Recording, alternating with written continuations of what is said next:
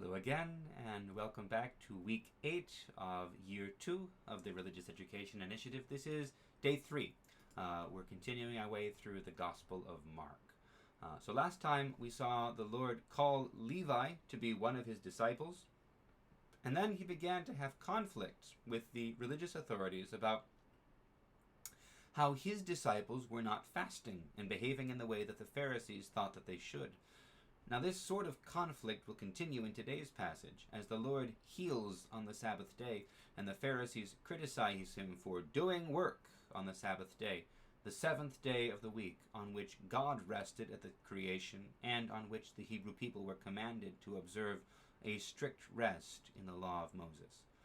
Now this connects with what Jesus said about clothing patches and wineskins last week, but it becomes more pronounced. So, we're beginning with Mark chapter 2, verse 23. One Sabbath, Jesus was going through the grain fields, and as they made their way, his disciples began to pluck heads of grain. The Pharisees said to him, "Look, why are they doing what is not lawful on the Sabbath?" And he said to them, "Have you never read what David did when he and his companions were hungry and in need of food? He entered the house of God when Abiathar was high priest, and ate the bread of the presence, which it is not lawful for any but the priests to eat, and he gave some to his companions." Then he said to them, "The Sabbath was made for humankind, and not humankind for the Sabbath. So the Son of Man is Lord even of the Sabbath." Again he entered the synagogue, and a man was there who had a withered hand. They watched him to see whether he would cure him on the Sabbath, so that they might accuse him. And he said to the man who had the withered hand, "Come forward." Then he said to them, "Is it lawful to do good or to do harm on the Sabbath, to save life or to kill?" But they were silent. He looked around at them with anger. He was grieved at their hardness of heart, and said to the man, "Stretch out your hand." He stretched it out, and his hand was restored. The Pharisees went out and immediately conspired with the Herodians against him, how to destroy him. Jesus departed with his disciples to the sea, and a great multitude from Galilee followed him, hearing all that he was doing. They came to him in great numbers from Judea, Jerusalem, Idumea, beyond the Jordan, and the region around Tyre and Sidon. He told his disciples to have a boat ready for him because of the crowd, so that they would not crush him, for he had cured many, so that all who had diseases pressed upon him to touch him.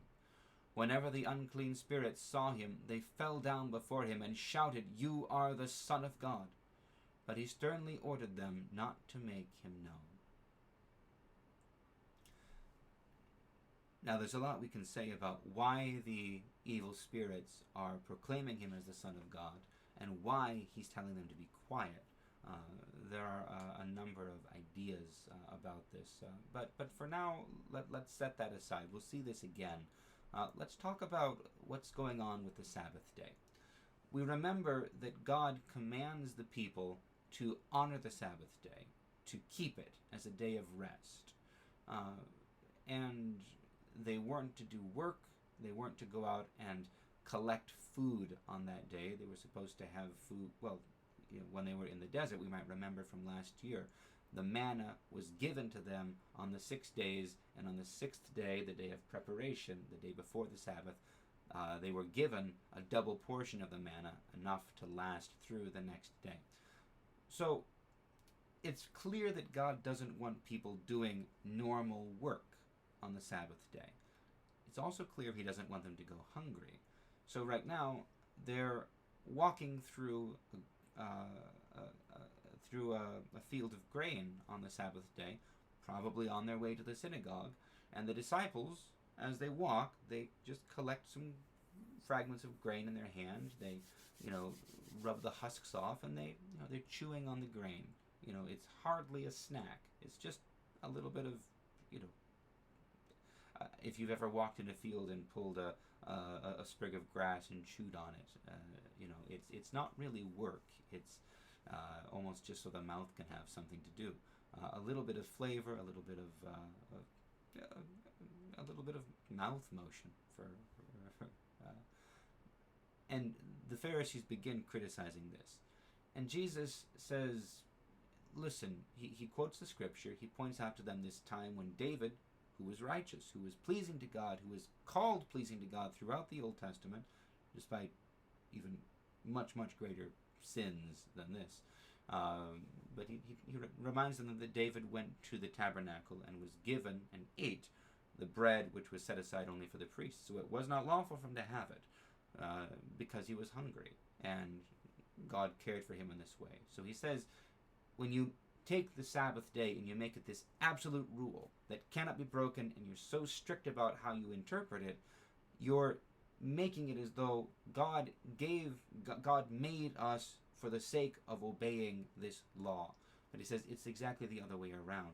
God made us, and he gave the Sabbath day for our sake, so that we would have a day of rest. And of course, because the Lord is going to die on the sixth day and rest on the seventh day, delivering us from death and hell on that day, there's an even more significant way in which it is true that the Sabbath day is given for the sake of humankind. But just limiting it to this, he says the Sabbath day is given to us for rest, as a gift, not as a burden, not as a stick to beat each other with, and yet they don't understand. So then he goes into the synagogue, and he confronts them. He knows that they're watching him. He tells the man who has the withered hand to come forward.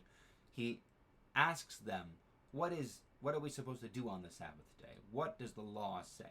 Does it say we're supposed to do good or do evil? Are we supposed to save life or take it away or kill? And they don't want to answer him at all.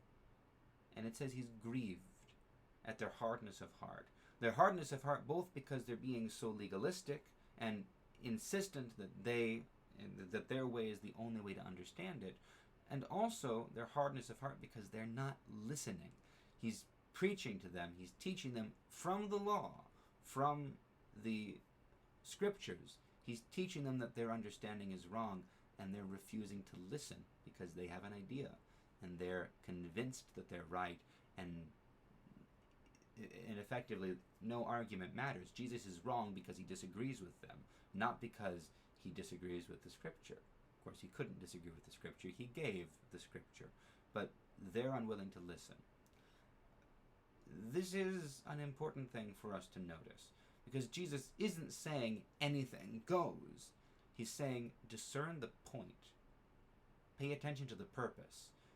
The purpose is to rest, to honor God on the Sabbath day, not to sit there and refuse to do anything lest God be mad at you. Don't lift a finger, don't raise an arm. We can get very ridiculous in our legalistic observance of the rules and entirely miss the point behind them. So to be very clear, Jesus isn't saying the law is gone. He doesn't say the Sabbath day is of no account. He's saying it's given for a purpose, and your interpretation of the rules is destroying the purpose. Your keeping of the law is doing violence to what the law is given to do.